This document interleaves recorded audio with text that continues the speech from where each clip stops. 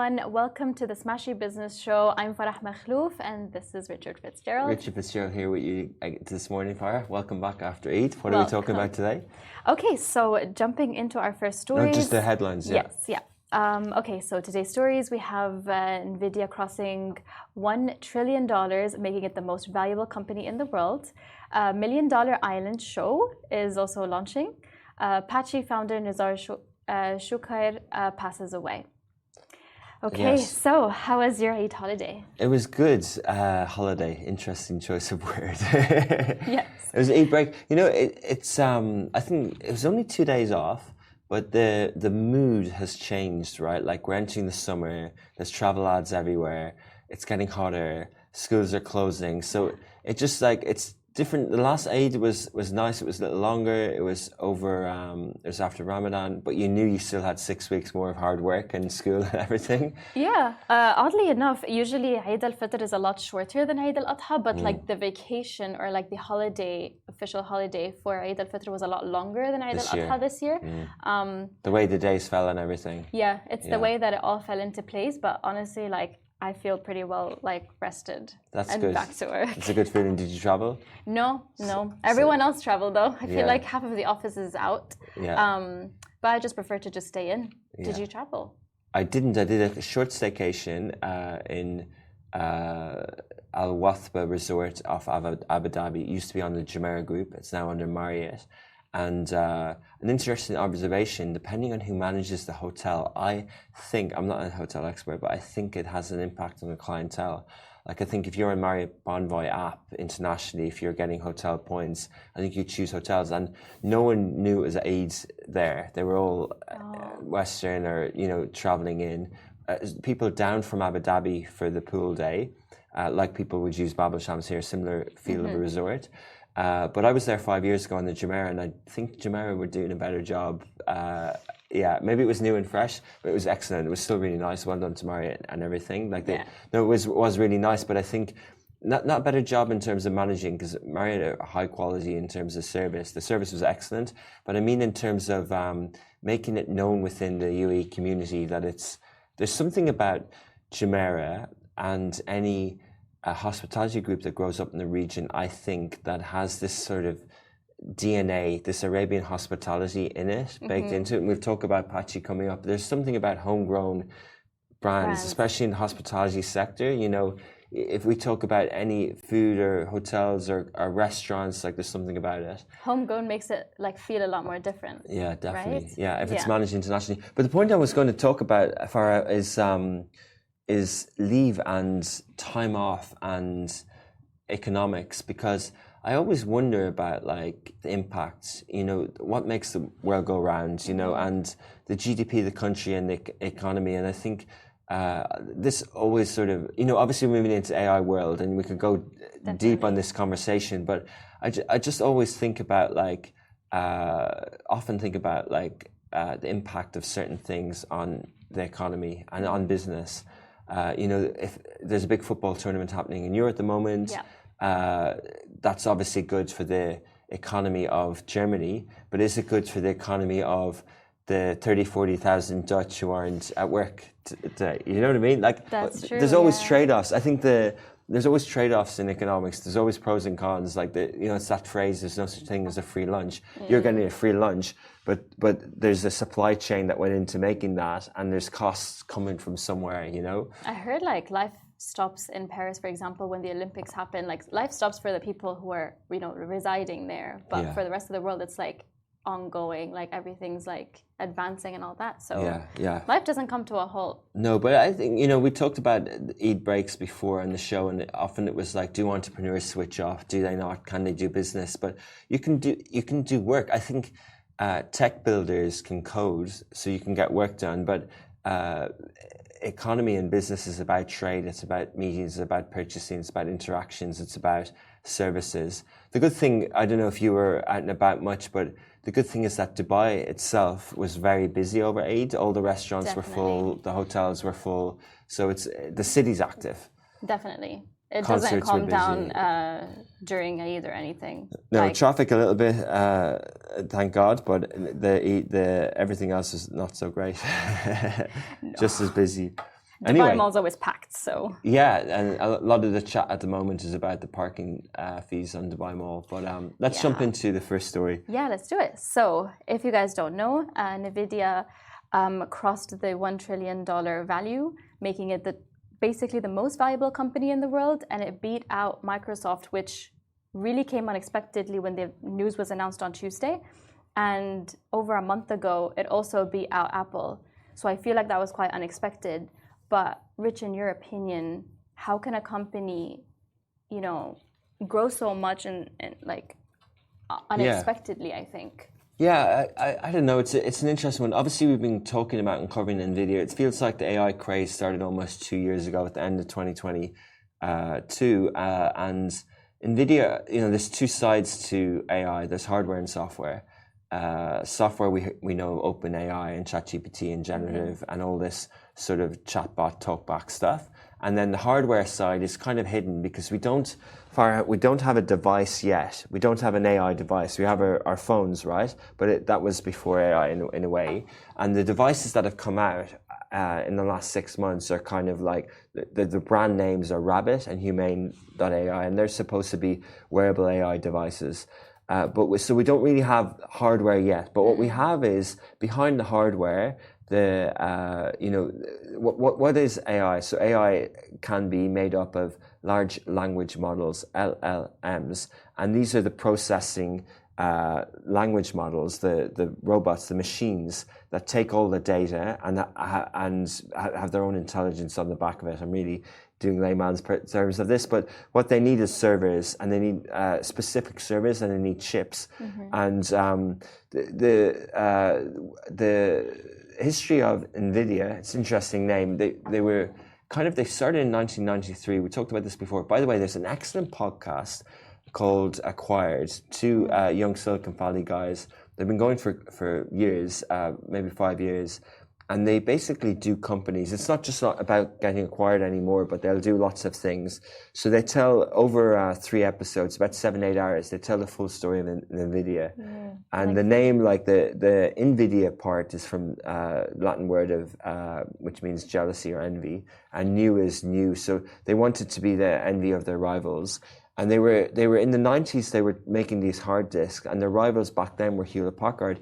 But the founder kept changing the business, and he made a bet about 10 years ago on AI, and he made chips for data centers, and that's why they've rocketed, and they basically have a monopoly on it. So everyone who's rushing into AI, and this is to answer your question, AI is the new gold rush. So all the big companies, many companies and governments are trying to get into it, and countries and all sorts, but the big guys, used to be called FANG. So these guys, Nvidia have just taken over FANG. So FANG were Facebook, which is now Meta, FA, Alphabet, Apple, Netflix, G, Google, maybe Apple, Amazon. So Google, so FAANG. So they were the largest market cap in the world for the last 15 years, right? Like they were the big companies. Aramco, when they went public, jumped in a little bit there. But actually, it's these tech companies, and Nvidia has now surpassed them. Microsoft kind of have been in there as well through partnerships and stuff. Long way of saying these companies have partnered with Nvidia. They're paying them fees. Everyone's doing deals with them, and they're their darling, and they're just in the right place, the right time. An overnight success that took 21 years, 31 years to make. But they are the darling. They are the ones that are flying. You'll read different reports. You'll say that you'll see other things that other people are trying to do, Nvidia copies and everything like that. But they are the darling at the moment. And if you'd invested in them at any point, you would be doing really well. Yeah, the stock ended the trading at nearly $136, and it was up by 3.5%, making it more valuable than Microsoft. And it overtook Apple earlier this month. So it might not have been quite an overnight success. It took a little bit of time to get there, but eventually, they really stood their ground and dominated the industry with AI. Yeah, and $1 trillion. So the markups of companies, they all went really high. They all reached their sort of all-time highs at the time of the pandemic. and then 2022 was a bad year for crypto and for everything, and a lot of the companies lost half their value, most of their value. The ones that weren't made of good stuff are still down, but most of them have rebounded back. So a lot of companies have bounced back, and sometimes they've reached $1 trillion. Well, even Meta and many other companies are really way up there over the last year, 200%, 400% rises. So we are so almost back at high markups, and they do touch over $1 trillion and they come back. So it's only in the last couple of years that we've had companies worth $1 trillion, and we don't have a trillionaire yet. Jensen Huang, is that how I pronounce his name? I'm not sure. The founder of the guy with the leather jacket with the Nvidia tattoo, he's from Taiwan. He studied for a bit in Thailand. He moved to the US, but he basically reached the 15 since this news yesterday, because the US stock markets are open. And Nvidia, of course, is listed there, and the stock markets in the region have been closed. So we have been getting US markets news in the last few days, and he then became the 15th richest man in the world on the Bloomberg listing through this. So however much he owns of Nvidia, but that's $1 trillion. But he's not a trillionaire yet. I wonder, will we have a trillionaire at some point? I'm not sure, but I feel like it's quite soon. I feel like a lot of people are like, I mean, the millionaire and billionaire status is starting to like really skyrocket. There's a bunch of high net worth individuals in Dubai already and in the region. So I don't feel like it's very far-fetched to assume there's going to be someone soon. It's a good reference to relate it to the region and the wealth here as well. But another point, when I think of the $1 trillion, I saw that the US debt is over $1 trillion, or it's, so this is kind of, maybe it doesn't cancel each other out, but there might be a day of reckoning with debt. I don't think any country is too big to fail debt-wise. So let's watch this space. Definitely. Yeah. I mean, this is definitely something to watch out for because it's ever growing. Yeah, absolutely. Speaking of millions and billions and all that fun stuff, the hit franchise $1 Million Island is coming to the Middle East for the first time. So basically, if you guys don't know, this is basically another one of those game shows where there are 30 contestants and they go through extreme test for their endurance amid the rugged and awe-inspiring trails of the desert. So this is going to supposedly take place in Saudi Arabia.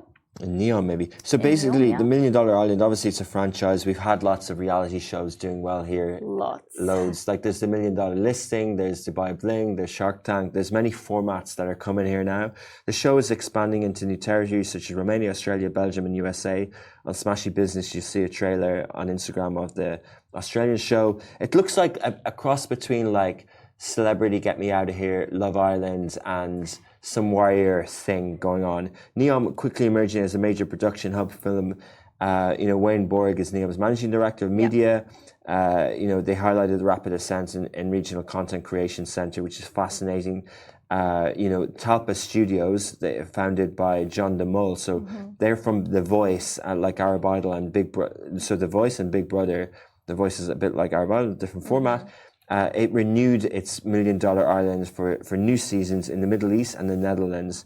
So it's produced for NBC and it's called $1 Million Desert, and it'll be produced in Neom, which is fascinating, really, when you think about it. Neom is really emerging as a major hub for film and TV production. I mean, it's a very fascinating place. You've been, right? I haven't been to Neom. I've been to Al Ula. So it looks pretty similar, in my opinion. It does look similar, but at the moment there's not much in Neom. People do go in for business meetings. There's a couple of thousand people there, and shows like Kandahar have been shot there, movies I should say. Neom has, 3 different parts to it. It's got the Tarragon, it's got the Line, and it's got the Hexagon. Yeah. So different industries going on there. There is an island that's a resort called Sandala, and that's open, I think. But separate, so you've got Al Ula, Neom, and then you have the Red Sea project, the Red Sea Global. That's 23 5-star hotels, not to be confused with Neom itself. A lot of giga projects. Yeah, but fascinating. Love to see it. That they're doing this there, and well done to NBC for funding this. feel like there's a lot of these kinds of shows like that we're seeing recently. Obviously, Netflix is very big on these kinds of shows. They just released, what's it called? Perfect Match. So there's always these kinds of like shows going around. Yeah. Do you think this is like the new way to go, doing these kinds of shows? And do you think like people actually win money out of these shows? I'm not sure if it's a new way to go. I think programming is interesting. Like, it's hard to know. Like, how do you know what's going to be a global hit on Netflix, like that Tiger thing, or the, you know, Red Deer, or you know, all the shows that blow up on Netflix. How do you know? And then it's a question on like, are documentaries good? Like for me, reality TV felt like 25 years ago. Like that's when I thought, like, you know, following celebs around or Big Brother and things like that. But they are making it. But formats. Maybe they're making a comeback, maybe they're not. It's hit or miss. How many people actually watch them now? Like, are we watching TikTok instead? I don't really know. I like that this region is bringing in some formats because it's a semi-form of tourism. That's true. But I don't know if it's the right format for modern media, for streaming, for live, for TikTok. I don't know if it's the right format. I don't think the formats of the future are the ones that were made for a linear appointment TV view. But yeah, what about you? If you had to, I'm not going to say which one would you go on, because I know that you're not the type of personality that would be confident being on a reality TV show, but which is probably a good thing for some of these shows. But if I had to force you on one of these shows, which one would you pick? Definitely not like too hot to handle on those kinds of stuff. They're so cheesy, but like $1 Million Island looks very interesting because basically, like, okay, so the you get like numbered bracelets and each one is worth $10,000. So 100 bracelets together are worth $1 million. There's a lot of like money on the line here, and I like that it's a survival instinct kind of show. Yeah. I feel like there's a lot of these kinds of shows, and I feel like they're really dominating. Very cool. Okay, we'll put you forward. Yeah. That's your committed to it. Okay. So sadly, Patchi founder Nizar Choucair passed away, Allah Yerhamon. So he founded the company in Lebanon in 1974. What else do we know about this famous chocolate brand? So obviously it was founded by a Lebanese businessman. His name is Nizar. He is really like known for transforming everyone's like childhood and, you know, adolescence with these chocolates that gain popularity, you know, for years. I feel like it's very also common in the Middle East. When you go visit someone's house, you carry a box of Patchi. Yeah. Like it's that dominating, and it's that like, you know, it has a very big presence. Yeah. 55 flavors, over 200 boutiques around the world. So it's rare that we're talking earlier about brands and expanding from the region. There's strong presence in the Middle East, Africa, Asia, and Europe, including high-profile locations like Harrods. So it's innovative. It's good quality, right? It's premium chocolates. It's nice to see that it came from the region, and it's sad to see these passed away, but his legacy for sure lives on. Yes, of course. I have a question. And they have a factory in the UAE, actually. Do you think that a company, if you know the CEO or like the founder of a company passes away, do you think the company can still remain and still function as well? It's an interesting one. I think so. Talking about Nvidia and how long companies last, like we talked about FANG, 30 years ago, none of those companies existed, and the top 5 in the world were all oil and gas companies. And then there was the FANG, and in 20 years' time, it's going to be the Nvidias and AIs or who knows what, right? Yeah. And it's similar with, so it's not much to say it's the founder, it's just a cycle, it's just the way that corporations are run, it's the way that society runs, it's the way that things have a lifetime span. And I do think that corporations have to reinvent themselves. Same with, 20, 30, 40%, 100% growth is only sustainable for so long. And you should bear this in mind when you're investing in Nvidia and things like that. But so I don't think it's just related to the founder, but I think companies can only last so long. But then there's many other companies, like if you look back in the history, again, Acquired do this brilliantly. They say how Nintendo was and how it is now, and how Sony was and how it is now. And, you know, it depends on what happens next. Like Mattel, you know, can line advertising is on at the moment in the south of France, and the person behind Mattel is the market of the year because of Barbie's success last year. But Mattel reinvented itself, and now it's, So they have to. You have to, survive. right? Absolutely, Otherwise, and like you know, I'm sure this brand is synonymous with the region. It's been around for over 50 years, so it's obviously doing something right. Exactly 50 years, 74 to 24. And it's doing something right. But chocolate, you know, tastes change, health habits change, and so I don't know. I think I wouldn't like to comment on that related to this because I don't know what's happening with the company. But I think it is. I think it is possible, absolutely. Whether it's to do with the legacy planning, but there was a company I was thinking about lately that had good CEOs after and just kept on doing really, really well, but irrespective of the founder. But I think you know, a founder like that who ran a business, and I'm not sure how involved he was lately, but for the last 50 years, like that's a good foundation. What do you think? it's definitely possible. I mean, we've seen it time and time again where companies, you know, sometimes even thrive if they like change up their business model to like go with the times and they don't like stay fixed and stuck in a certain pattern. They definitely have like room to grow despite, you know, the founder not being there. It's definitely possible. Yeah, like people always talk about like innovations and changing things. Like we hear of, you know, famed companies like Nokia and Kodak who disappear, but you're kind of like, okay, obviously something killed them, but then you have other examples of a CEO coming in and changing around a company or a team that steers things. Like Microsoft probably should have died, you know, because Internet Explorer no longer exists.